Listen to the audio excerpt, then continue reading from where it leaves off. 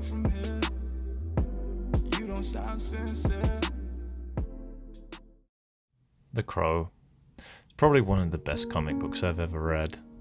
And the way I found it was actually probably the most unique part of it. I think when I was 14, 15, I actually had a library card, which I used to go down to the local library, and they had a pretty decent comic book selection in there. And one day I convinced my dearly, dearly autistic brother to come with me. And while he was chimping out in the comic book section and going nuts, he actually pointed out that he'd read The Crow at one point. I'd never ever heard of it before, and it looked kind of odd. It had like a clown guy on the front. The first thing I thought was Sting from wrestling. Picked it up, and that was it. It's hooking. It's probably the oddly most mournful story I've ever heard, told in a way that I cannot believe works. It'd be like mixing Macbeth in with the Expendables, and it's fantastic. It's deep, sad, touching, uplifting in that odd, bittersweet kind of way. Never really forget it. I was always sad when the film didn't quite measure up, but that always had its own thing. I mean, Brandon Lee going out like that was quite sad. I know that the author of it regretted his death and kind of his implied part in it, given that he'd made the comic. But I'll never forget how much I enjoyed it. I'm reading it now again, and it's just as fresh as it was literally 12 years ago, which is remarkable. So many things I've seen and read have just not aged very well. A lot of the games I loved back in when I was a kid, I can't really stand now. I mean, even the stuff that really shaped and moved me back when I was a kid was not really doing it for me anymore. Loved Final Fantasy VIII when I was in secondary school.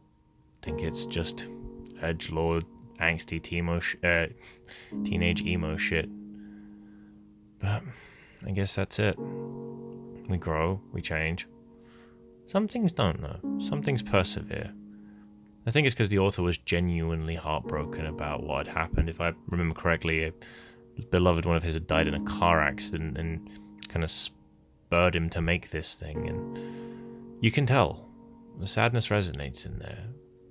And it's real, it's genuine, you can feel it. I remember once I watched the entirety of Evangelion, and I did it in one sitting while half awake, and the madness of the creator, who very much did have mental health problems, seeped through to me. Much the same, you can transmit that stuff if you do it well enough. You just have to feel it. I wonder when I'll next have something like that. It's been a while since I've read anything that made me move quite like that. I mean, often enough I have problems reading through with these kind of things because I'm so avoidant of pain and trouble.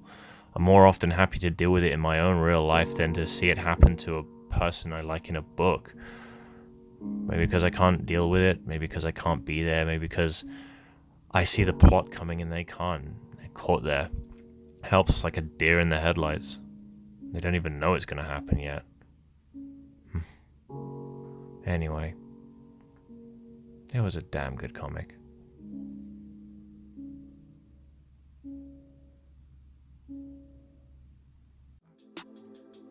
I met you. I'm never gonna neglect you. Heart, my soul, and my sweat too. But I'm afraid